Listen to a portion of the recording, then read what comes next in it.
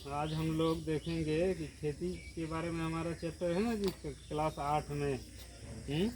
और क्लास 7 में भी तो पादपों में पोषण है, फसल उत्पादन एवं प्रबंधन। तो समझते हैं हमारे जो सबसे अच्छे किसान हैं गांव के, खेती करके देखिए किस प्रकार से यहाँ पर ये पौधे लगे हुए हैं। ये भिंडी की खेती है, साग की खेती है, और ये किस चीज़ की खेती है? हल्दी अदरक। हल्दी अदरक। तो बच्चे याद करते हैं लेकिन उनको याद नहीं हो पाता है। डेली याद करते हैं, 2 से 3 दिन से याद कर रहे हैं कि मिट्टी कैसे तैयार होता है। मिट्टी को कोड़ना पड़ेगा। इसको आप अच्छे से समझा दीजिए कि मिट्टी जैसे कि ये एक प्लेन भूमि है, हाँ। समतल भूमि है, इसमें अभी हम कुछ नहीं किए जैसे कि इसमें। इसको कैसे तैयार करेंगे? पहले क्या करना चाहिए? मान लीजिए काफ़ी कड़ा होगा तो क्या करना होगा? पानी पटा देना होगा। पहले पानी पटा देना। हाँ, उसको कोड़ना पड़ेगा। पानी पटा के दो गाज में नींबू हुआ है 3-4 दिन बाद। 3-4 दिन बाद इसको मतलब कि पानी पटाने के बाद डेली पानी पटाना है 3-4 दिन?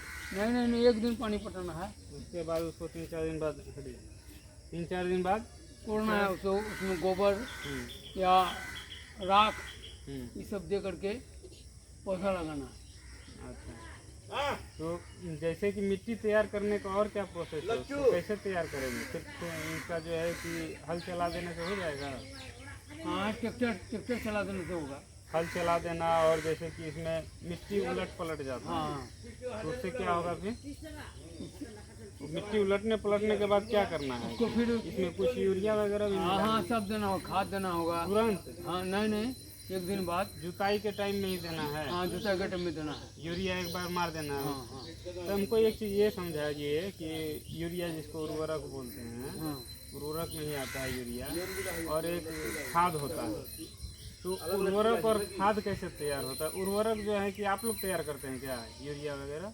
नहीं, हम लोग नहीं। ये तो फैक्ट्री में तैयार होता है। तो खाद कैसे तैयार करते हैं? हम लोग वही जैसे गोबर हुआ, हाँ, और क्या बोलता है कि राख हुआ, ये सब है। गोबर को कैसे करते हैं? गोबर को मतलब एक जगह जमा करके रखते हैं, मिट्टी से ढक देते हैं कुछ दिन के हाँ, लिए। हाँ। उसके बाद वो सड़ते गलते हुए फिर खाद बन जाता है। खाद बन जाता है। तो उस तरीके से हमारा मिट्टी तैयार हुआ। मिट्टी तैयार होने के बाद क्या करते हैं? तब उसमें फसल बोया जाता है। उसमें जैसे कि फसल बोने के लिए कृषि का जो औजार है, क्या क्या उपयोग होता है खेती के लिए? हम तो पसनी से करते हैं। आप पसनी से करते हैं, और जो खेत में करना हो तो कैसे? खेत में करना होगा तो ट्रैक्टर हुआ, हाँ। उसके लिए ट्रैक्टर है। पहले जो हल और बैल भी आजकल भी कहीं कहीं चलता ही है, तो हाँ। हल और बैल का कैसे उपयोग होता है? जैसे कि हल क्या चीज़ का बनता है? हल बनता है कल्टी। कल्टी, वो लोहा का भी आता है, लकड़ी का भी आता है। लकड़ी पहले लकड़ी का चलता था, आजकल लकड़ी का नहीं चलता। लकड़ी का भी पहले चलता था। उसको कल्टीवेटर बोलते हैं। हाँ। एक कुदाली है, और उसके बाद जो है कि हल जो है उससे हो जाता है, फिर कुदाली से भी इसका हाँ, आप तो कुदाली का भी यूज करते हैं? हाँ, कुदाली भी करते हैं हम। कुदाली से भी? ये सब कुदाली से किए हैं या खुरपी से किए? नहीं कि खुरपी और कुदाली दोनों से किए। अच्छा, और उसके बाद अब क्या करते हैं? जैसे कि अब मान लीजिए कि सब कुछ तैयार हो गया, मिट्टी हमारा तैयार हो गया। हाँ। अब उसके बाद जैसे हम हल चला दिए, अब हमको क्या करना है? हल चला दिए, उसके बाद मोई चलाएंगे। मोई क्या? प्लेन करना पड़ेगा उसको। अच्छा, इसको पाटल भी तो करना होगा। हाँ। बड़े हो ना, पाटल के बारे में बताएगा ना तुम लोग को कि भूमि को क्या करना पड़ता है? मिट्टी को भुरभुरा करना पड़ता है ना? बड़ा बड़ा जो ढेला रहता है उसको तोड़ने के लिए पाटल करना पड़ता है। उसके बाद फिर क्या करते हैं? उसके बाद तब बुआई कर देना पड़ता है। उसके बाद फिर जो है कि बीजों की बुआई। हाँ। देखो एकदम सही बता रहे हैं कि नहीं? यहाँ पर लिखा भी है कि बुआई करना है। मिट्टी तैयार होने के बाद तो बुआई करना है। तो बुआई जो करना है उसमें हम कैसे, मतलब कि मान लीजिए कि बुआई करते हैं तो ये तो ज़रूरी नहीं है कि हम बीज बोएंगे तो फसल उपज जाएगा। तो कोई गारंटी नहीं है। तो बीज का हम चयन कैसे करेंगे? कौन बीज खराब है, कौन बीज अच्छा है, इसका चयन वो पानी में क्या करके शायद पानी में उसको मतलब रखते हैं। अगर वो तैरने लगता है तो वो बीज सही है? नहीं, खराब है। वो खराब बीज है। देखो एकदम सही बताया है किताब में भी। तो वो बीज क्या है? खराब है। और जो बीज पानी के अंदर में रह गया वो बीज सही है। तो उसको लगाने से हमें फसल प्राप्त होगा, फसल उत्पादन होगा। तो उसको अब बुआई करने का भी बहुत सारा तरीका है। जैसे कि बुआई इस तरीक़ा से होता है कि अब लाइन बाई लाइन बुन सकते हैं। एक रस्सी में मतलब उसमें चीना लगा दीजिए। हाँ, एक रस्सी लेके जैसे एक पूरा एकदम सीमाना कर हाँ, देते हैं। चीना लगाइए इसमें। एक मतलब दूरी होना चाहिए, हाँ, 1 फीट का। बीजों के बीच 1 बित्ता का दूरी होना हाँ, चाहिए 1 फीट का या 8 इंची का। जैसा फसल वैसा दूरी। हाँ, वैसा दूरी है। हाँ। तो इसमें जो है आप बीजों का बुआई कर लेते हैं, तो इसमें कौन कौन सा औजार का यूज करते हैं? हाथ से ही रोप देते हैं? हाँ, हाथ से रोपते हैं हम लोग। अब बहुत बड़े पैमाने पर अगर खेती करना हो तो तो वो तो उसका ही होता है, क्या उसके बोलते लिए हैं। तो औजार वगैरह आता है। हाँ, आता है। हम्म, जिसको सीड ड्रिल ये सब के नाम से भी जाना जाता है। हाँ। अब बीज का जब बुआई हो गया तो उसके बाद हमको क्या करना है? जब वो बीजों का बुआई करने के बाद क्या करना होता है? पढ़े थे ना, क्या करना पड़ता है? बीज जब वो उसका मतलब हाँ, अंकुरित होने लगेगा। हाँ, तो उसके बाद हमको क्या करना उसके बाद उसको कमाना पड़ेगा। निराई तो करेंगे, लेकिन क्या हमको उसमें पहले हाँ, नहीं। खाद उर्वरक भी डालना नहीं, है? उसमें पहले थोड़ा बढ़ने के बाद है पहले ना। निराई करेंगे, उसके बाद खाद उर्वरक हाँ, हाँ, डालेंगे। हाँ, हाँ। पहले निराई कर लेंगे, उसमें जो घास वगैरह रहता है वो सब हटा देते हैं और उसके बाद निराई करते हैं, है ना। निराई हो जाने के बाद जैसा कि उसमें खाद उर्वरक भी मिलाना पड़ता है। हाँ, देना पड़ता है। खेतों में कितनी बार एक फसल के लिए आप खाद उर्वरक का उपयोग करते हम लोग तो 2 बार 3 बार देते हैं। हैं? आप लोग के पास खाद पर्याप्त मात्रा में नहीं होता है, हम वो DAP हुआ, यही सब देना पड़ता हाँ, है। यूरिया हुआ, ये सब। अगर खाद मिलता तो आप लोग उसी का उपयोग करते हैं। हाँ, अच्छा,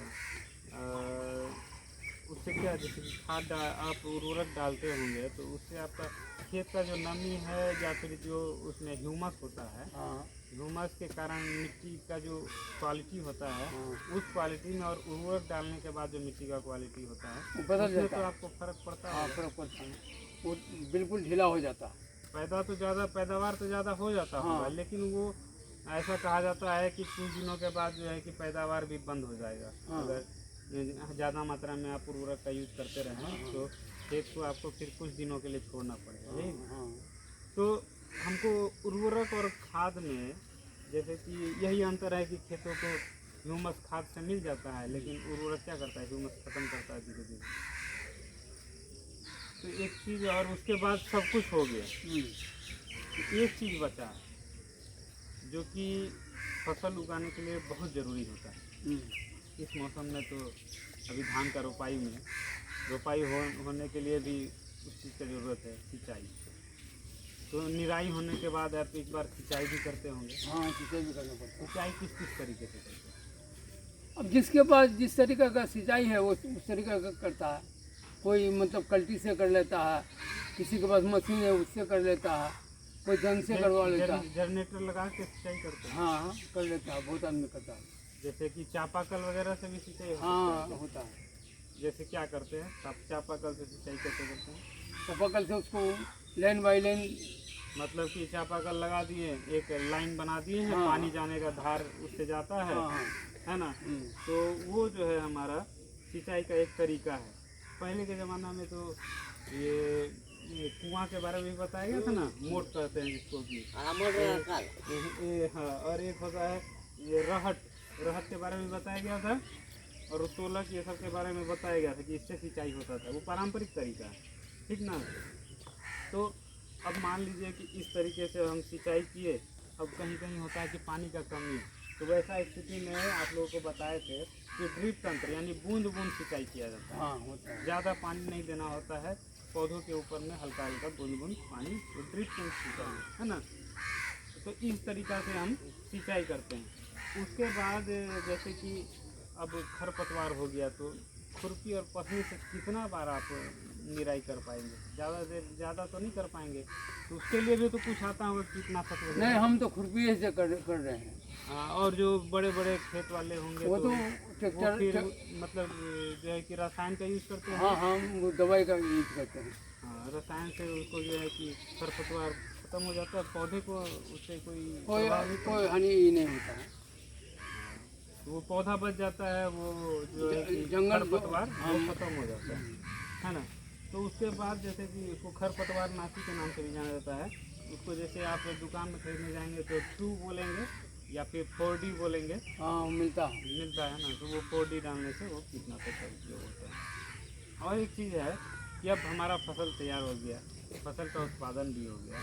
अब लास्ट से पहले वाला प्रोसेस क्या करना होगा अब हमको? फसल अब हमारा तैयार हो गया, तो उसको फसल को काटना है। कटाई में क्या करना होता है, क्या चीज़ों का सावधानी करना पड़ता है, कटाई का क्या तरीका है? वो कचिया से काटना पड़ता है। अगर हम खेतों के बीच से कटाई करना शुरू करें तो नहीं होगा ना, बीच से नहीं होगा, तो उसमें हमें समय ज़्यादा लगेगा।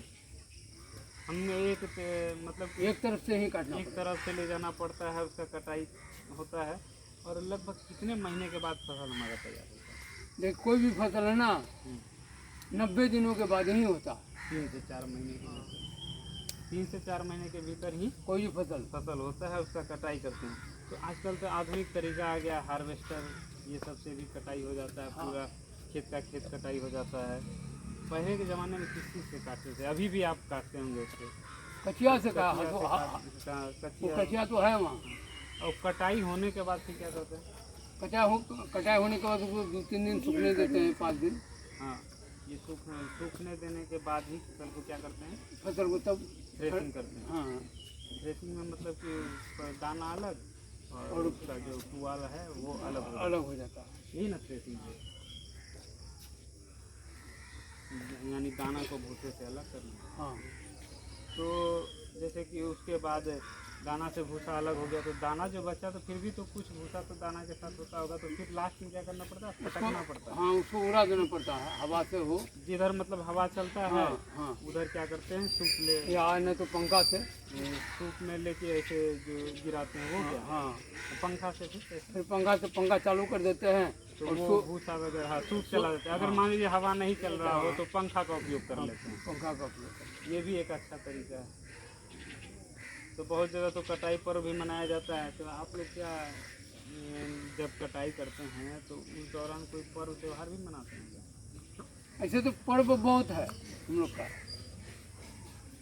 तो जैसे कटाई का होता है ना कि जैसे हाँ, कहीं कहीं पे उसका खुशी मनाया जाता है कि नया ऋतु आया, नया ऋतु का फसल है। वो सही है। हाँ, तो ये तो हो गया। उसके बाद जब हो गया सब कुछ, तो अब क्या करते हैं?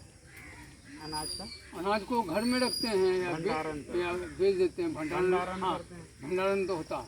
भंडारण करने के दौरान जो है कि बहुत सारा सावधानी का भी जरूरत पड़ता है। हाँ, अगर हम उसको बंद कमरे में रख दे, वहाँ कुछ भी हवा वगैरह का साधन नहीं हो तो क्या होगा? वो खराब हो जाएगा, अनाज खराब हो जाएगा। प्रॉपर वहाँ पे हवा वगैरह, सूर्य का रोशनी, ये सब आना चाहिए। तो आप लोगों को समझ में आया? अरे समझ में आया? ये जो हमारा चैप्टर है, चैप्टर का नाम क्या है? फसल उत्पादन एवं प्रबंध। तो ये चैप्टर आप लोगों को समझ में आ गया?